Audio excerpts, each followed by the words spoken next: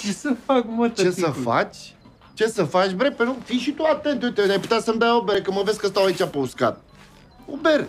N-am bani la mine, mă. Păi și dacă n-ai bani, ce faci, bre? Eu? Mă duc acasă și mă culc. Ele și, bre. Dacă n-ai bani, Da? te împrumuți la cineva. E la mintea cocoșului, bre. Păi la cine să mă împrumut? Hai, bre, chiar îmi te duce cap. Uite la Ardiles, că stai aici, uite cum se uită. Abia așteaptă să-ți dea niște bani. Păi n-am, bă, niciunul, ți-am zis că n-am. Uite. Hai, mă, să mor tu. Dă-i niște bani, mă, omul ăsta, ca să mă cinstească și mâine ți dă înapoi. N-am, bă, nebunule, că dacă aveam, îi dădeam, dar îmi dai tu mie niște bani împrumut, Așa. eu îi dau lui Nea Johnny împrumut și îți ia bere și... Aia e. Bravo, mă, ai văzut că se poate. Ai văzut? Notează-ți, bre, cum se aranjează lucrurile în viața asta, că nimic nu știi. Deci, vrei și tu? Aș vrea. Fii atent, eu îi dau lui și el îți dă ție, dar cu o condiție, da? Mâine îi dai înapoi. Aha, las că iau eu înapoi mâine. Da. Nea Johnny mâine vai înapoi.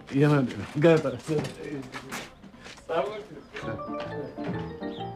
De cap, mă, te-ai văzut cum l-am jucat, mă? Te-ai văzut cum l-am jucat, deci a dat sângele până asta. Deci le-am făcut varză, e terminat acum. Uite așa la-ți. Păi da, dar... Care e chestia, mă? Care e chestia?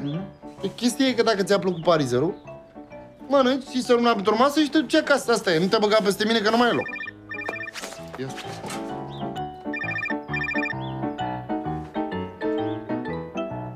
Da. Hai că vin acum. Păi stai, mă, unde pleci? Unde plec? Unde am eu treabă? Păi unde pleci, mă, că vine omul ăla cu bere? Ia uite-mă, așa am ajuns să stau atârnache la o bere. Păi dacă vreau, mi-au 10 beri. Fii atent, când iese să-i zici că dacă are nevoie de geane, să mă caute la birou, da? Și tu, parizerul ăsta, poți să-l mănânci sau să-l arunci la câini, că tot aia e. Hai, te-am pupat.